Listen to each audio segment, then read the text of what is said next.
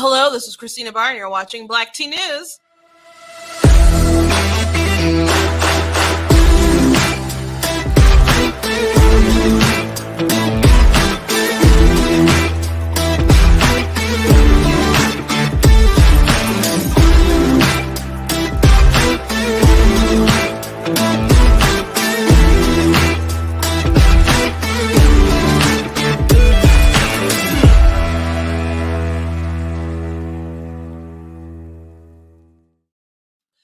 Hello, welcome to Black Tea News. I'm your host, Christina Barr, and today we're going to be talking about Matt Walsh, the Daily Wire. They uncovered some pretty disturbing stuff from a hospital, a transgender clinic in Nashville, so it's been all the rage, and they've been talking about it, obviously, in their own news site, and other folks have been talking about it, and it's something that the mainstream media ought to be talking about, but amazingly, if you talk about it, then they'll say stuff like when people pointed out the Boston Children's Hospital and how they were willing to do, double mastectomies and other stuff on minors, that if you draw attention to it, then you're, calling for violence in a way, because you're drawing attention and someone might do something violent, and if you're just reporting on the facts. And so that's how they are really trying to keep a lot of this stuff quiet, but they see some kind of political expediency in promoting a lot of this stuff, but also there's a lot of money tied to it. There's obviously a lot of money tied to it. And also one of the videos that was uncovered, they were talking about how much money they make doing these sort of surgeries to children. And they have these long-term customers, and it's really sick, really unfortunate, and it's just going to get worse if we don't, as a society, put our foot down and push back against it. I don't know if we have the guts to do that right now, but we sure as heck need to try. Also, on The View, we're last night, or yesterday rather, a conversation about who's going to be running for president came up, and Nikki Haley came up. I'm pretty sure she's been talking about it, kind of vaguely, but we can see enough that she's seriously thinking about running for president. And so they mentioned her on The View, and Sunny decided to call out Nikki Haley for calling herself Nikki, which is an Indian name, and she's had to talk about her name before. It's not new, but Sunny, who also does not go by, that's not her real name. And then you have Whoopi Goldberg sitting on the panel, who did shut it down. There's just people who don't always go by their real names. And so Sunny just is always reaching for some kind of way to put down women of color who don't think like her. She's a very terrible person, perhaps the worst on the panel. And they've had some doozies in the past, but she's really, really, really, really, really bad. But before we jump into those conversations today, I want to encourage you guys, go to blacktnews.com, check out different content that we have on the website, check out different merchandise, like the I Am Not the Victim You're Looking For shirt. Really love that one. The Denounce White Supremacy Defeat Joe Biden shirt with a list of some of his racism on the back. I got that in long sleeve too, since we got the fall coming up. Very comfortable shirts. We got the goat hoodies, goat t-shirts. Do also have those in different colors if you're interested in that. And I've got some mugs like You Are Not That Special. And also we got the pumpkin spice season mugs. You guys can check out all that stuff at blacktnews.com. If you enjoy what I do here, please consider leaving a donation at blacktnews.com/donate. Anything that you guys can do to help, I really do appreciate it. If you cannot or do not want to, I still appreciate you tagging folks and liking the show and commenting. All that stuff does really help. But if you go the extra mile, I really do appreciate it. And if you can, I do ask that you do donate at the website. But otherwise, make sure you follow me across all my different social media platforms on Instagram, Facebook, YouTube, TikTok. All my handles are at Black Tea News, with the exception of Twitter. That one's at True Black Tea. It's black like the color, tea like the drink.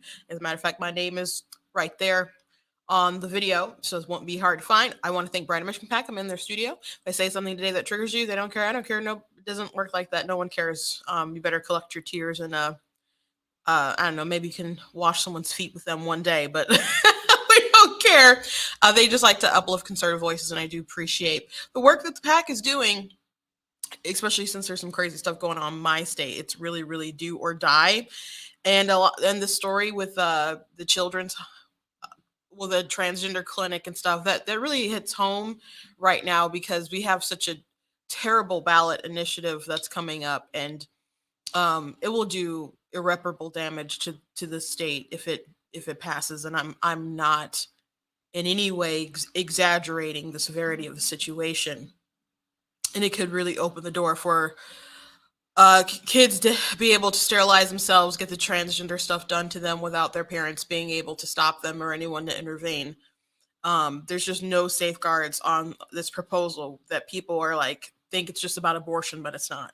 And you guys know I'm terribly against abortion, but I'm telling people, like, don't even focus on that part. Just talk about the fact that it gives the right for minors, for everyone, because it just says individual, doesn't specify if it's an adult female or adult male. It's just an individual, no age limits, and it says you can't discriminate.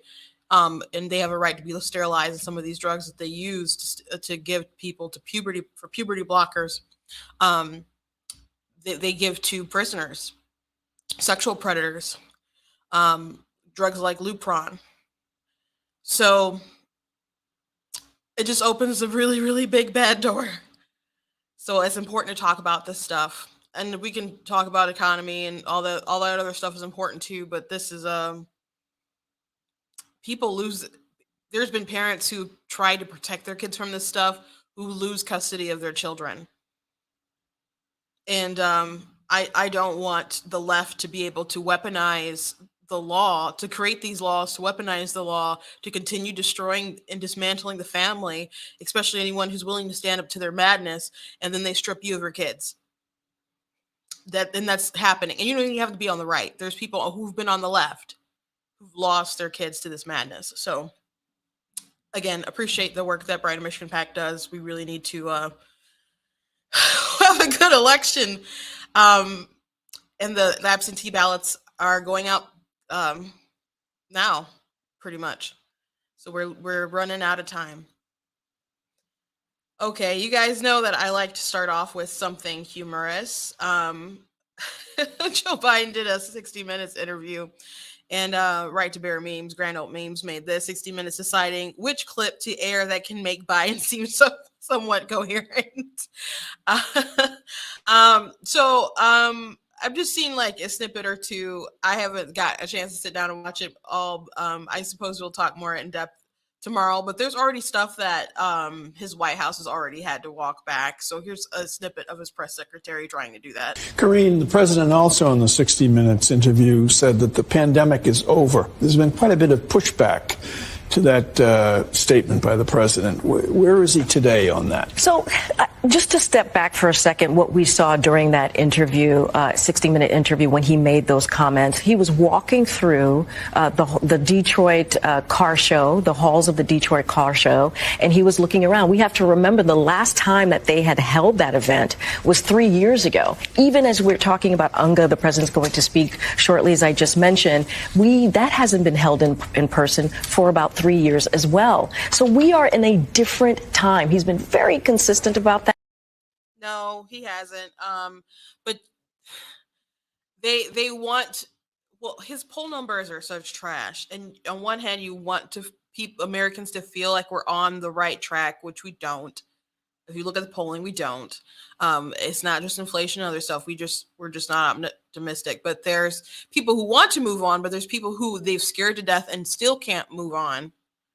It's amazing still how many people will wear masks. It's not like it's everyone doing it, but there's still plenty of people who are doing it. I went out to eat with my family a couple weeks ago, and at a local restaurant, I walked in and I saw a guy with masks. I'm like, they still making you guys do that? And then he got a bit defensive, and he's like, no, I mask because my dad is compromised, and he started listing off stuff that his dad had. I'm just like, I thought about like saying something again, but it's like these people are handling my food. I not going to tip fate there, and I sat down at the table and just started talking with my sister and my mom and my dad, and I'm like, this poor kid, because it's a regular like thin mask, wasn't it, in 95? They even when the pandemic was like at the height, they said it can't stop you from catching it. Just if you have it, then you won't spread it, was the logic, but it wouldn't stop you from catching it.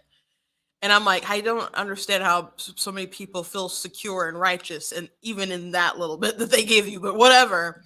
And my sister's just like, what if he forgets one day, or his dad gets sick, and by no fault of his son's, but then he carries all this guilt over the mask that didn't work in the first place. And so, you know, there's so many people who were duped for so long that they feel that they have to. Maybe some people are still genuinely duped, but there's some people who don't want to be wrong, so they're not going to turn back. But there's people who legitimately just want to be done with the stuff, and they thought if they did the rules or whatever, the pandemic would be over.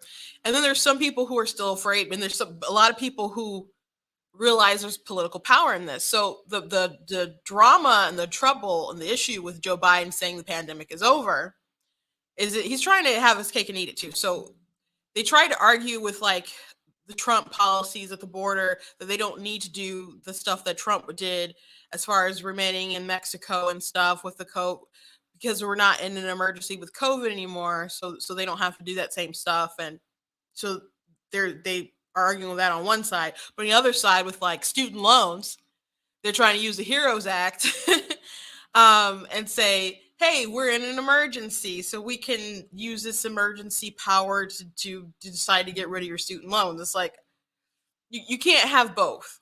So they understand that they have a lot of power as long as we still declare that we're in some kind of emergency. And there are still a lot of people dying with COVID every day. But now the media and folks are willing to admit that dying from COVID and dying with COVID are two different things, which you and I'm sure, have known the whole entire time, but they didn't want to admit to it. So I'm sure there's lots of moments that they have to walk back and are going to make you raise your eyebrow. But as I said, I didn't watch the whole thing. So I'll have to get back with you on that. But I just wanted to point out a little something. And especially since I got the meme. Okay, so let's talk about the Daily Wire. Matt Walsh, who did the documentary What is a Woman? If you have not seen it, it's definitely worth seeing. It's worth showing people. I didn't personally learn a ton from it because I'm just steeped in this stuff like every day. There was a lot of stuff that was mentioned in the documentary. It was put together very well. It's worth viewing, worth watching. But even like some of the stuff about like the Kinsey and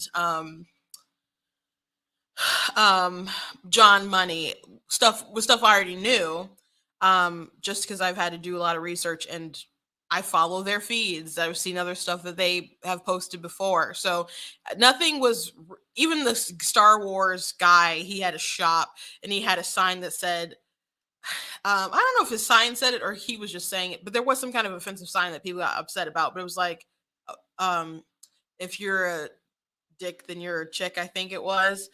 And people would come to shop all angry and stuff. So there's a viral video of him going back and forth with somebody, back and forth with someone who was transgender. But anyway, Matt had him in his documentary, and I've even seen his like shop and stuff before. So there's a lot that I had seen before, but I watched it with some of my family members, including my mom, and they were just, floored. So it's really worth watching with someone. Period. There was maybe like a thing or two in there that maybe I hadn't seen. Well, he did that interview with the swimmer. That was very fascinating, from UPenn. One of the female teammates, and they said that the school was basically, hey, Leah Thomas was that transgender, the boy who swam on the girls team and was breaking all the records, that the school is basically like, this isn't an option. If you guys need some help adjusting to it, we will get you some counseling or something. But we're not, we're not compromising on this. Basically, get with the program. And so that was fascinating. There was a lot of fascinating stuff on it. But he did that documentary. He's been on this for a while, and so him and his team undercovered some stuff at a clinic in Nashville. So this is his thread. Breaking: my team and I have been investigating the transgender clinic at Vanderbilt here in Nashville. Vanderbilt drugs, chemically castrates, performs double mastectomies on minor, but it gets worse. Here is what we found. Let's start at the beginning. Vanderbilt opened its trans clinic in 2018. During a lecture the same year, Dr. Shane Taylor explained how she convinced Nashville to get into the gender transition game. She emphasized that it's a big moneymaker, especially because the surgeries require a lot of follow-ups. So here, I'm going to go ahead and watch some of these videos that they have here.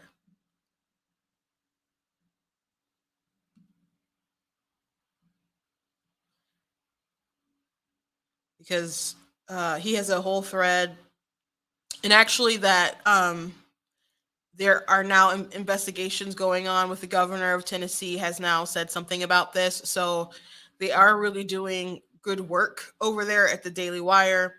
And they did a great investigation during the 20 I guess that was 2021 with that was just last year with the governor race in Virginia, with the boy in the bathrooms and the whole transgender skirt and the sexual assault stuff.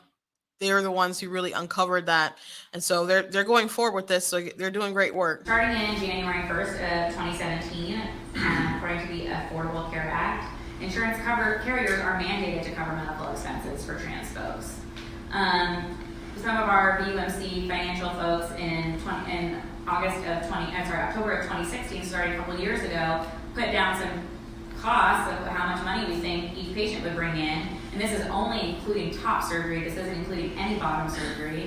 And it's a lot of money. These surgeries make a lot of money. So female to male chest reconstruction can bring in $40,000. A patient just on routine hormone treatment, who I'm only seeing a few times a year, can bring in several $1,000s. That requires a lot of visits and labs. It actually makes money for the hospital. Now, these I got from the internet, but it's from the Philadelphia Center for Transgender Surgery, which does a lot of surgery for patients. And I just want to give you an idea of how much these bottom surgeries are making. And I think this has to be an underestimate. This is for a vaginoplasty. They're quoting roughly around $20,000 for a vaginoplasty, but that doesn't include your hospital stay. That doesn't include your post-op visits. That doesn't include your anesthesia, your OR. So I would think that this has to be a gross underestimate. I think that's just like the surgeon's piece of it, which anybody who's ever been in the hospital knows that that's like 10% of it.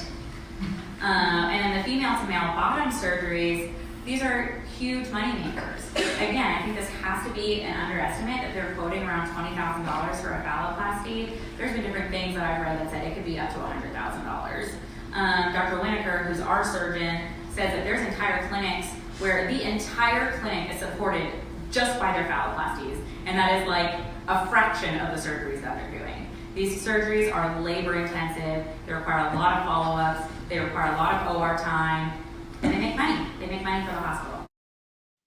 So, yeah, so they do this because it makes a lot of money. It's really not about care. And I'm not saying that there's no people who aren't compassionate toward the plight of people dealing with gender dysphoria, but she just told you all that it makes a lot of money. There's a lot of money, and it requires a lot of follow-ups. You're getting a permanent patient. Now, there's one person in the documentary that Matt Walsh featured, who was a female who transitioned when she was an adult and has done permanent damage to her body. She's always sick.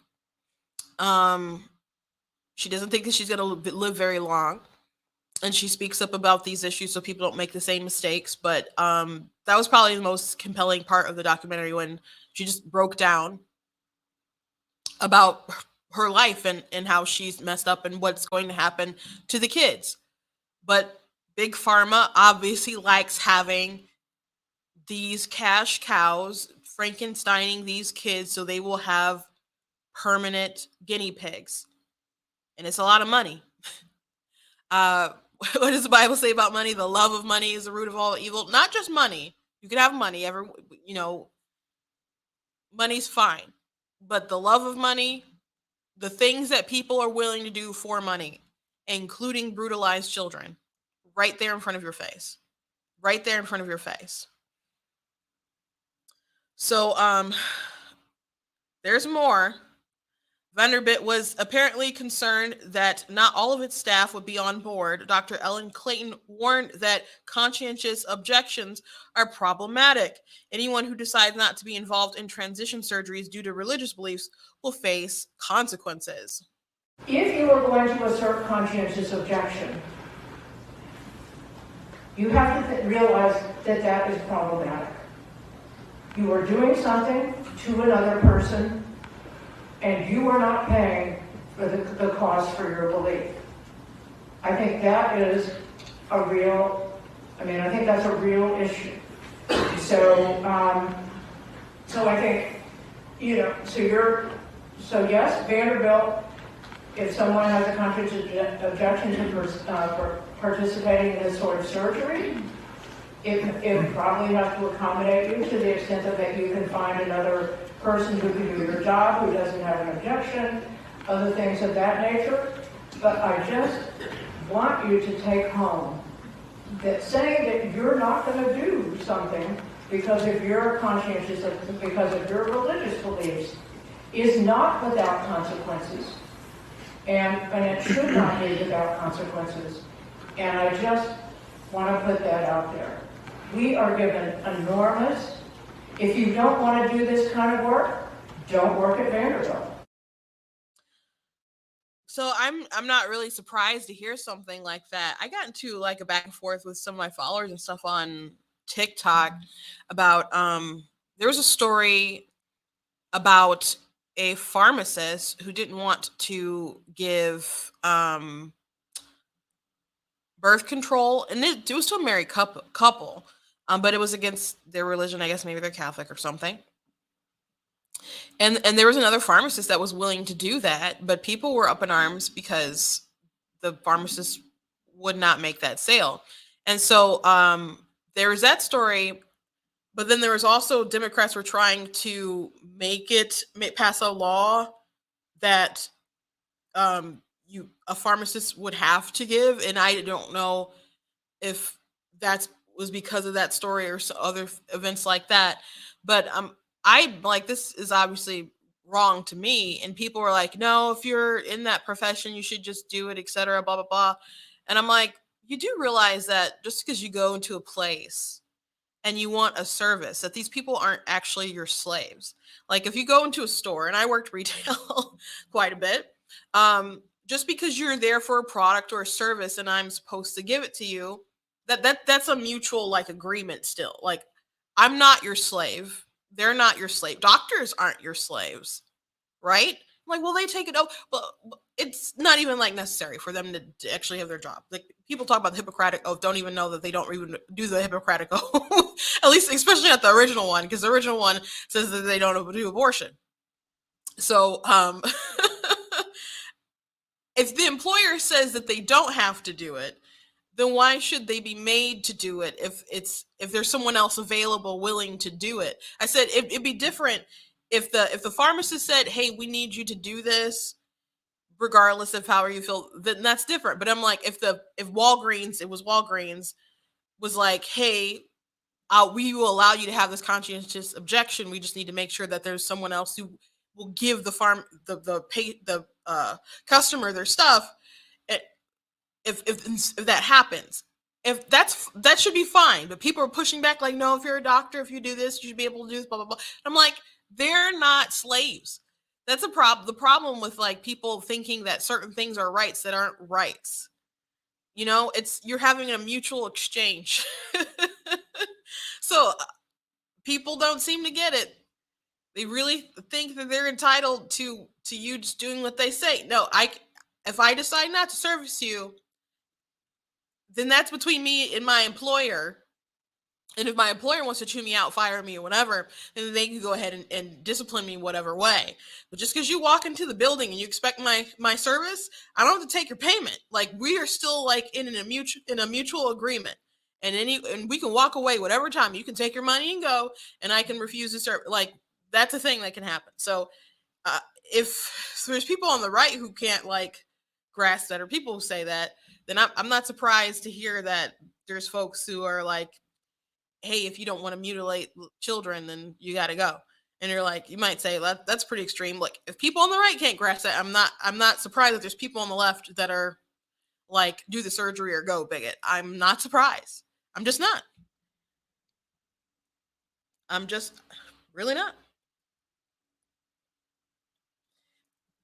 And by the way, if we don't stand up for people's rights, including their religious conscience objections, which I don't think you should always need to have some kind of religious conscience objection, to be able to say, no, I don't want to do this.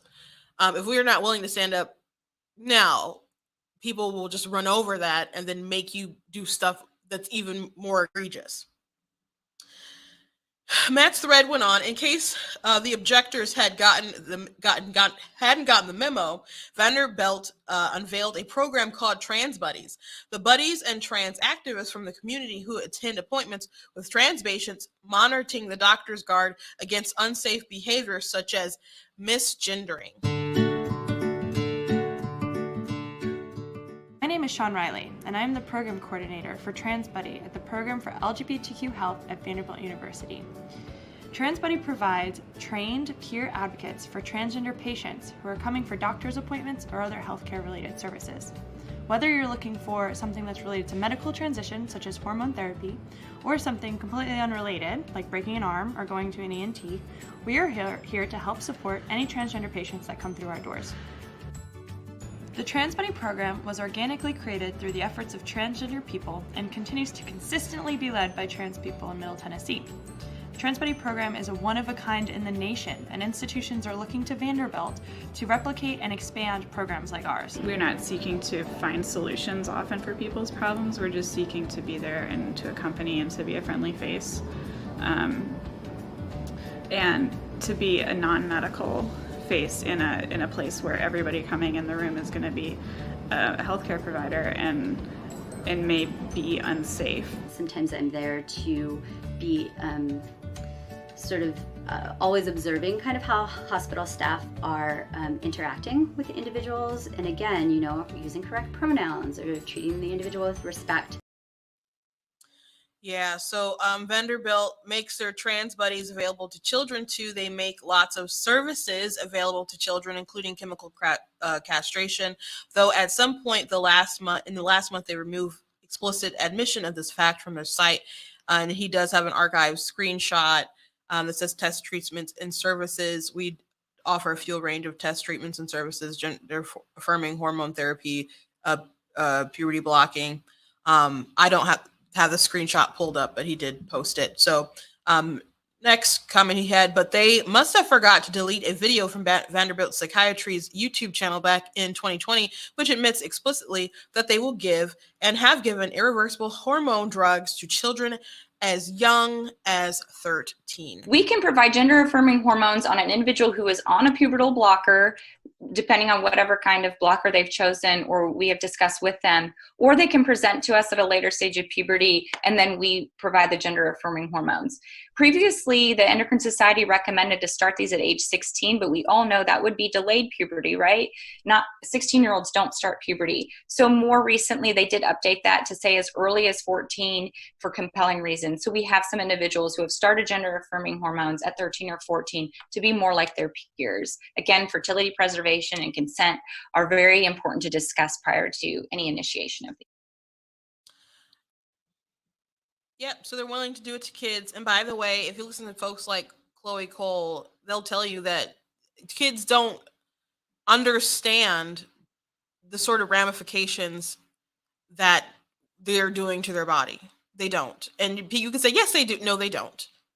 Think about adults, young adults in college who change their majors, who sleep around and want abortion as birth control, basically, because they slept with the wrong person or got entangled. Like people make mistakes that they don't want to be saddled with all the time. And you're going to say that a 13-year-old can be like, I don't want my vagina. Let's take out some thigh from my meat. I mean, some meat from my thigh and fashion a fake penis. No. And I guess they wouldn't do that to a kid that young as far as that goes, but we'll keep letting the world turn. Maybe they will, but blocking your puberty like that. Go on like a Reddit thread of people talking about like regret of detransition and how they'll have no sex drive and how people will have micro penises and no one will wants them because they're not sexually stimulated or anything like that. And if they get some kind of man who wants a fake vagina, it still smells like colon. So there's just so many things that can go wrong, that are wrong. And if gender identity is about how you identify, why do you need to, I said it earlier, like Frankenstein your body in that way? Well, there's people who want to push you to it because you are a financial investment at that point and they don't plan for you to ever go away. They're making a permanent customer. This is not healthcare. This is manipulation to the highest degree, and they will guilt parents into playing along by saying, well, would you rather have a boy or would you rather have a dead daughter? They'll say stuff like that your kid's going to commit suicide if you don't affirm them, if you don't do this, if you don't let them live their life out this way. And if you don't go along with the program, they are willing to now take it to the courts and get you stripped of your parental rights. And that's happened a couple times to different people across the political spectrum. And it's going to get worse the more radical these folks are and the more radical people that are placed in positions of power, especially like these judgeships. So be mindful who you vote for. Be very mindful.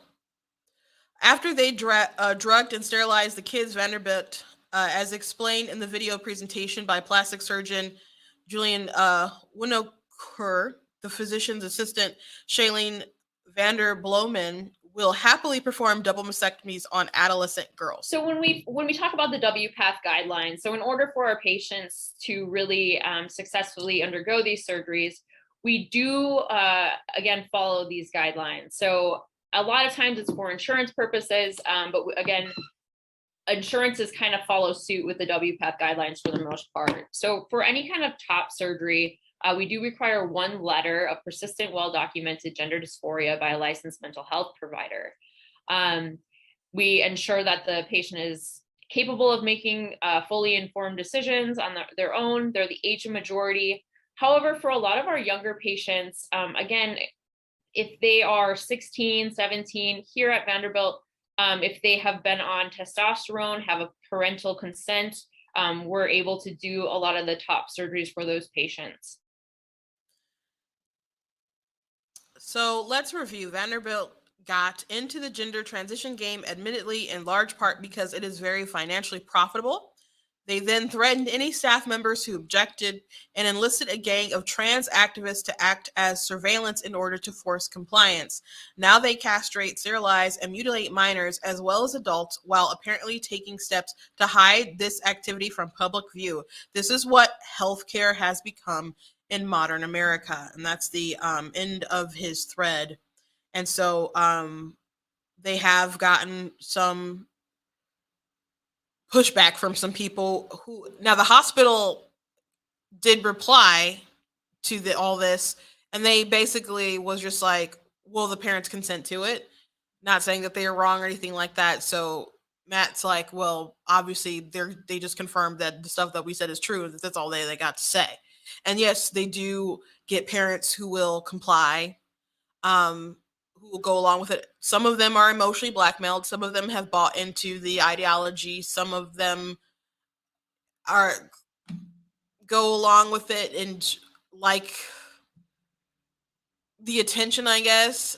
And it varies. I think there's a lot of parents out here who are really scared and, like I said, emotionally blackmailed, and then they get really defensive about their kids, and they just dive really, really deep into this stuff.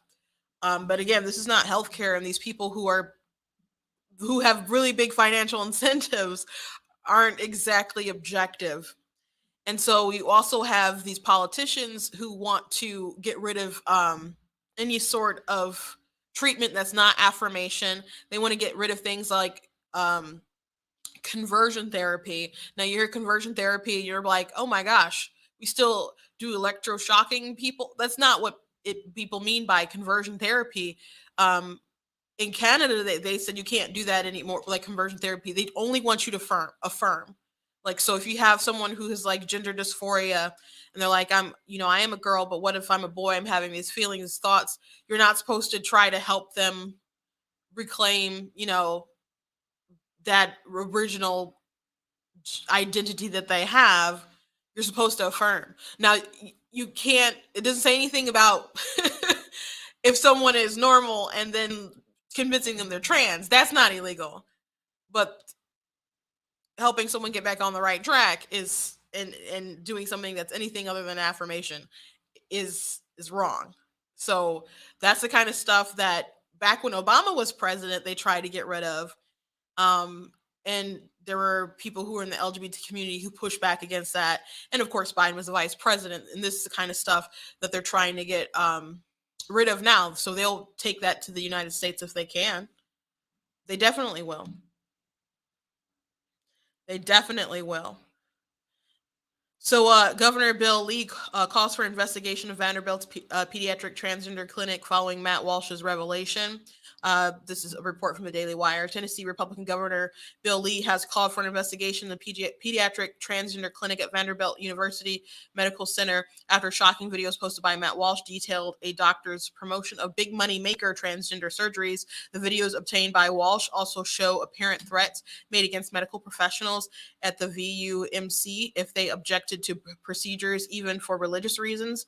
The pediatric transgender clinic at Vanderbilt University Medical Center raises serious moral, ethical, and legal concerns, Lee said in a statement to the Daily Wire. We should not allow permanent life-altering decisions that hurt children or policies that suppress religious liberties, all for the purpose of financial gain. We have to protect Tennessee children, and this warrants a thorough investigation. So kudos to them. Great work for that. There was another Matt Walsh thread that I really quickly wanted to just read because I think he makes some good points in this. It's stuff that I've said before, but trans identity has risen among children exponentially in just the last 5 to 10 years. We're talking about 10 or 20-fold increase or more. This is a result of deliberate indoctrination. There can be no other explanation. I'll explain why. The left says the increase in trans identity is illusory. They say that there were always this many trans people, but they simply weren't comfortable coming out in the past. This claim is absurd on its face and doesn't pass the common sense test, but also self-contradictory. Why? Because the left also says that if we don't affirm all of these children as trans, they will kill themselves. The worst form of emotional blackmail. And yet, by their telling, there were millions of unaffirmed trans kids for decades and centuries before this. And yet there was never any epidemic of millions of kids killing themselves due to lack of affirmation. No, the tragic epidemic of child suicide has happened alongside the rapid increase of affirmation, which clearly shows that by affirming, we are driving the suicide epidemic, not the other way around. The trans agenda drags kids into despair and confusion and leaves them there. So, I think that's a great point. If you read stuff like Abigail Shrier, her whole kind of purpose of her book, And Irreversible Damage, was to look at the social contagion of this transgender ideology. And I said, starting off, that this kind of hits close to home because right now in Michigan we have a ballot proposal that would be on the ballot on November 8th. Pretty sure that's election day, November 8th. And it's the title of it is called Reproductive Freedom for All, and it will change the Michigan Constitution. It's not just like a law; it will change the Constitution in Michigan, and it will give the right for any individual. So it doesn't say adult females or males. It just says any individual, the right to have prenatal care, sterilization, abortion care, miscarriage management, all that stuff. And again, it doesn't define individual as an adult. So it applies to everyone. And also there's a part in there that says you can't discriminate. And it doesn't say you can't discriminate on someone based off their race or their religion, it just says you can't discriminate. So there's definitely no safeguards in it to protect for children. And I think that's on purpose. Perhaps they just wrote the bill too fast and they are moronic. But I think it's more nefarious than that, about there being no safeguard in this. And it also says you can't stop anyone who's willing to help someone get this stuff. So let's say a crazy, outrageous teacher or somebody helps your kid obtain Lupron or something like that. You can't. What are you going to do as a parent? What are you going to do? They have the right to that. You cannot stop them. You or the police or anybody.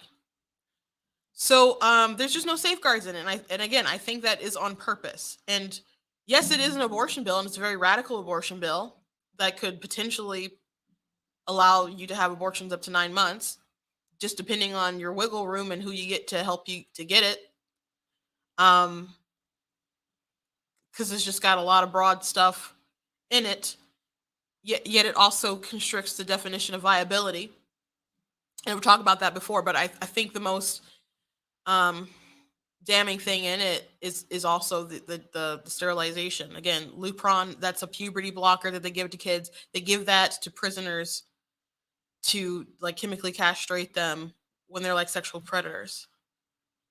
And like Chloe Cole, she's been in the news a lot because she's been speaking out against some bills in California. She was a young person who got her breast chopped off as a minor and was on these puberty blockers. They say you can just pause your puberty. It doesn't work like that. But she was on Lupron. So our governor supports it. Our attorney general supports this bill. You can say, well, they could sue and go to the Supreme Court. Our Michigan Supreme Court is left-leaning right now. We had redistricting, so it's possible that we could lose majority in the House and the Senate. And if that's the case, if we lose majority and we continue to have Democrat leadership, it's going to be bad. And I wish I was exaggerating, and I wish it wasn't. We didn't live in such a dark, disturbing world, but that's where we are. So if you're from the state of Michigan, or you know people from the state of Michigan, call your neighbors and your friends and talk to people in your church and tell them to call their friends and their neighbors and tell pastors to tell their congregation to vote against this. Tell them not to vote for this. Tell them to vote no, because it's going to have serious repercussions after all the things that have happened in the past couple of years, 4 years with Governor Whitmer. This would, her support of this, them pushing this, and the things that could happen if she's reelected, if this gets passed, it would just be tragic. We're talking about irreversible damage. That would be some irreversible damage. It is not easy to change the state constitution. And that's why they want to amend the Constitution. Now, hopefully, I mean, there's going to be a lot of people who are very passionate about the abortion issue. And they're going to, I don't know exactly how they'll phrase it all on the ballot. Now, before I was like pretty savvy in politics, I remember going to vote, and there was something, I don't even remember what the proposal was, but it said that it was going to change the Constitution in Michigan. I was like, I don't think I want to do that. That's like basically all I remember, but I'm just like, that sounds bad. I don't want to do that. And I think it did end up failing. But I hope more people have that sort of instinct just first right off the bat, but people need to understand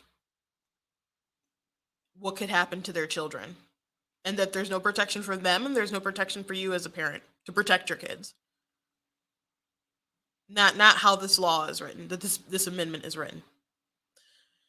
So, thank you to the Daily Wire. I really, really, really would like them to pick up the story in Michigan, though, and the repercussions, possible repercussions of this, because more people need to know. That's why I'm going to keep talking about it, but more people need to know.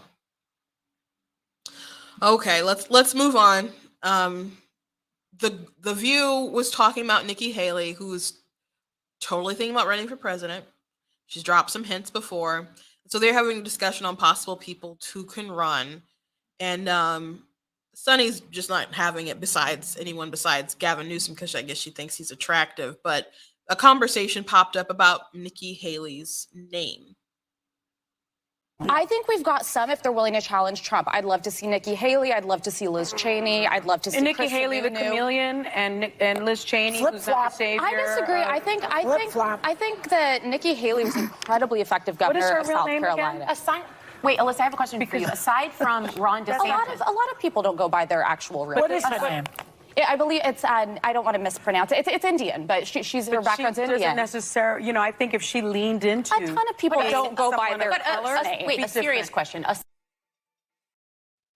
So that's where it started, and it did continue on. Yeah. So it's fake. Just real quick, because the Nikki Haley conversation came up. So Nikki Haley's gone by Nikki since she was a child. It's documented in high school.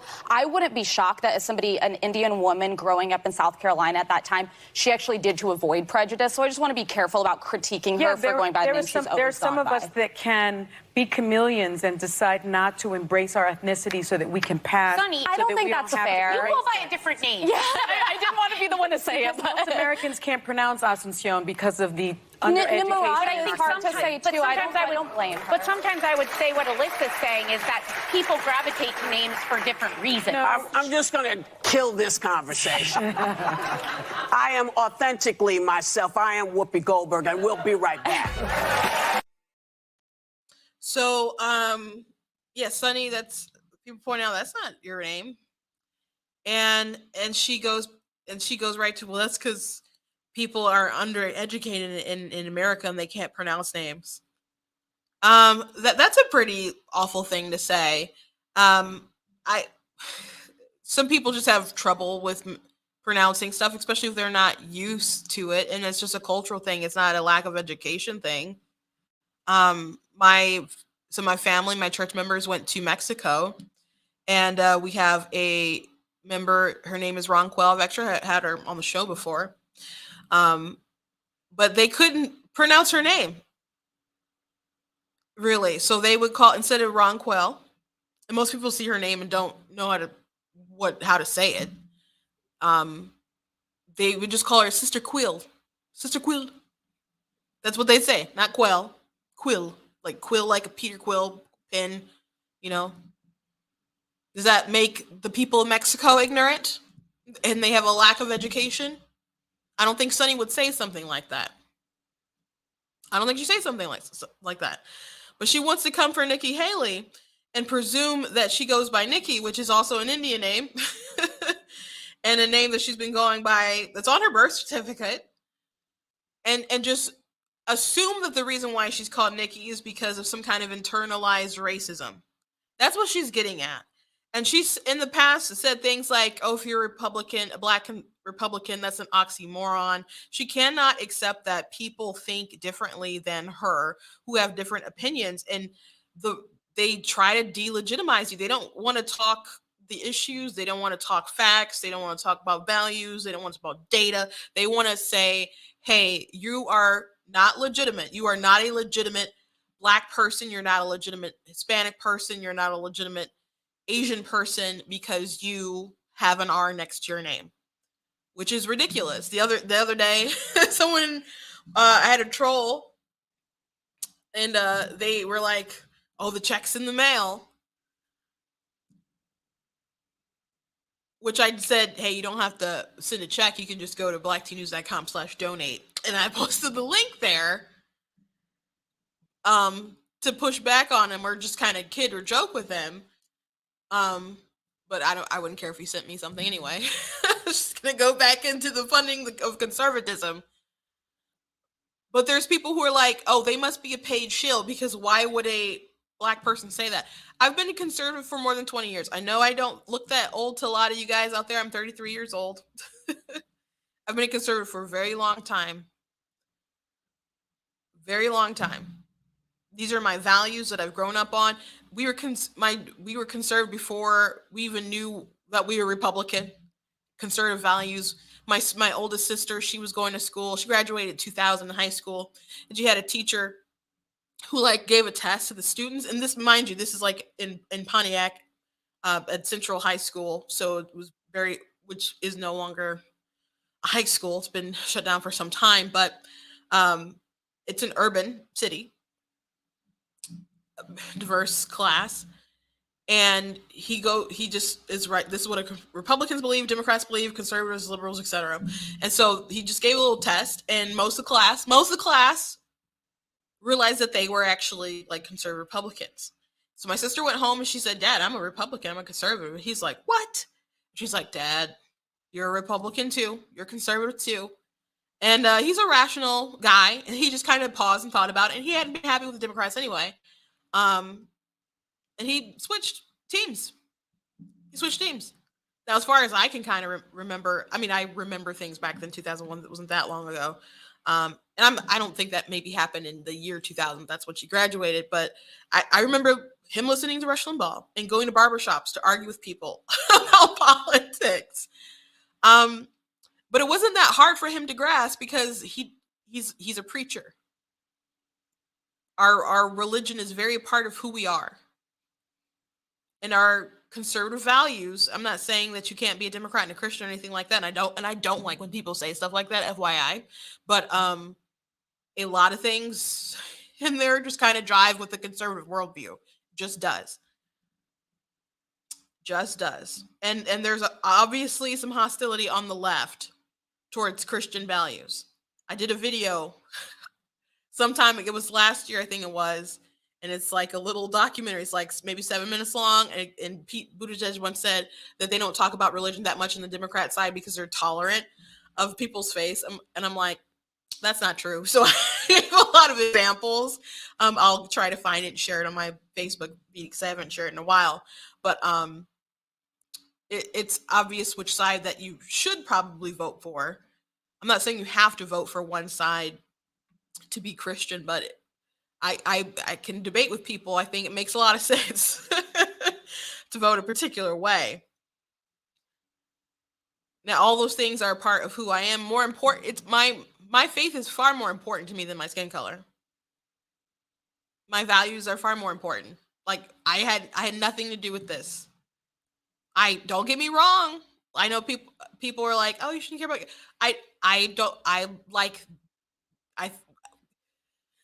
I'm fearfully, wonderfully made. I think I like that I'm Black. Okay.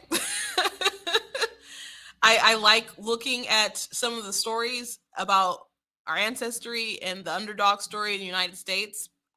I'm very proud of that sort of history, so people like to push back against that. I like Black history. I like all that good stuff. But that stuff isn't who I am. Again, I didn't do anything to achieve this. I was born this way. The values that I hold, the beliefs that I hold, the person that I am, the things that I've learned, the way that I've evolved, the conversations I have with people, critical thinking, all that stuff, all that stuff has accumulated into the person I am. But someone like Sonny would be like, well, you just invalidated your Blackness because you're a conservative. So Nikki Haley did, she tweeted about it. I don't have her tweet, but she did go on Fox and she pushed back against some of the comments on The View. For the very first time, Ambassador Haley is with me now to react publicly and to get her response to something that's getting a ton of attention right now. It's a personal attack on her. Critics are pushing back hard on The View's co-host, Sunny Hostin, for accusing Ambassador Haley of trying to hide her Indian heritage. It began with the panel talking about a potential 2024 White House race. Let's watch. I'd love to see Nikki Haley. And Nikki Haley, the chameleon. I think that Nikki Haley was an incredibly effective governor of South Carolina. There's some of us that can be chameleons and decide not to embrace our ethnicity so that we can pass. Sonny, I don't think that's fair. You go by a different name. Yeah. Wow, she really is that racially ignorant. And your response? You know, it's not the first time, and it won't be the last time that the hosts at The View come after me, or that liberals come after me in in whatever way. They can't stand the fact that a minority female would be a conservative Republican. You know, when I ran and won governor, a reporter went to a high-ranking African-American Democrat female and said, how do you feel that South Carolina now has their first minority governor? And she said, Nikki Haley's not a minority. She's just a conservative with a tan. So you look at what Sunny Hostins does, and, you know, the idea that, no, Sunny is not her name. Nikki is my name. It is on my birth certificate. It is an Indian name, and I embrace my Indian heritage. I have written 2 books that describe the struggles that my family had, what it was like growing up. But the idea that they can do this, you're not going to see her fired from that show. We're not even going to see an apology from that show, because they let liberals say that about conservative Republican minorities all the time. But yet nothing is done. Had this been said about a Democrat, all hell would have broken loose. She's absolutely right. Absolutely right. I'm not saying Sonny should get fired. They obviously hire them for their dumb opinions. That's the gist of the show. People saying crazy wild stuff all this time. But Whoopi Goldberg shut that down. She's like, I'm gonna shut this conversation down, because she also goes by a fake name too. Whoopi Goldberg's real name is Karen. Karen. It's not Karen. It's like I don't know. I think it's a weird kind of way to spell Karen, but it's not the way that people normally spell it, but it's Karen. So there's at least 2 people on that panel going by their real names. But she was just reaching. She's so racial, and this is not the first time, and it won't be the last. And Nikki Haley definitely knows it's not gonna be the last, because she intends to run for president. At least how things are going right now. It's early. People are fundraising, etc. People got to make sure the dollars work out. They got to get their teams together, and they mentioned her. They mentioned Mike Pompeo, who has a team in Iowa and other stuff, is preparing. He's going to go for it. Got DeSantis, who hasn't said, but he's like the front runner besides Trump, So yeah, they'll talk about her again. But as far as the conservative with a tan or something, comments like that, they're egregious. But it's just a fact of life that's how they attack you, and that's how they delegitimize you. And people who are minorities on the left will do it, and the white folks on the left, they look for minorities to come at the conservatives, and then they have full cover to go on and attack. And an example of this would be, we don't need an example to go way back, but I thought this was fascinating when I was watching a documentary on Clarence Thomas when he was doing his confirmation hearing. The NAACP at first was like, we're not gonna say anything. We're gonna stay neutral. I think it was an NAACP, and then they ended up changing their mind, and so Clarence Thomas got wind that the reason why they decided not to remain neutral is because the woman groups wanted to attack him, but they needed some cover first. So they needed the black people to attack the black person before all the white women could come back and attack him. That's how they operate. So it's funny that they think people on the right are tap dancing, but they clearly have a formula to how they can go after a black or Asian or Hispanic, conservative, anyone who just thinks differently. It's pretty fascinating and sad, but that is the world that we unfortunately live in. But hey, we got to keep rocking it, and I'll keep doing what I'm doing here at Black T News.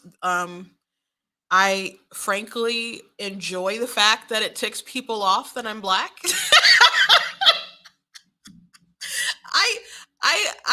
It makes me happy that there's nothing that they can do about it.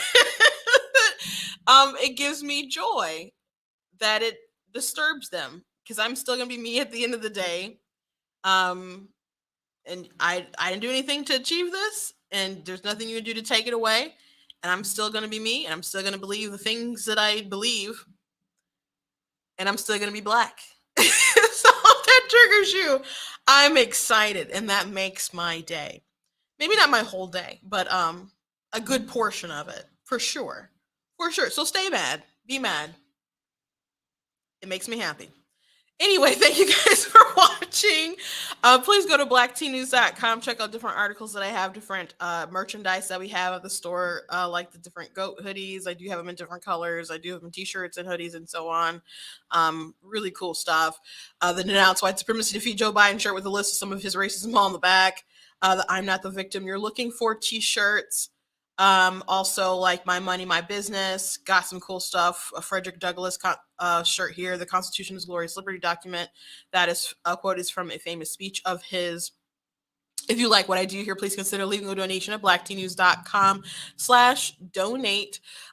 It costs to stream the show, it costs to run my site, it costs to travel, it costs to do all kinds of stuff. I'm sure you guys are painfully aware with the Biden inflation, but if you would like to help support, cover some of that overhead, I very much appreciate, whether it's a gift of $10, $20, $50, etc. I really do appreciate it. Thank you guys for commenting, for watching, for liking, for tagging other people, telling you to watch Black Tea. Make sure that you're liking across all the different social media platforms. All my handles are at Black Tea News, with the exception of Twitter. That one is at True Black Tea. Black like the color, black like the color, tea like the drink. All my links should pretty much be in the description if you're watching on Facebook and YouTube. If you have liked on Facebook, make sure that you're following on Facebook, because they did kind of change stuff around. And that's it. I'm gonna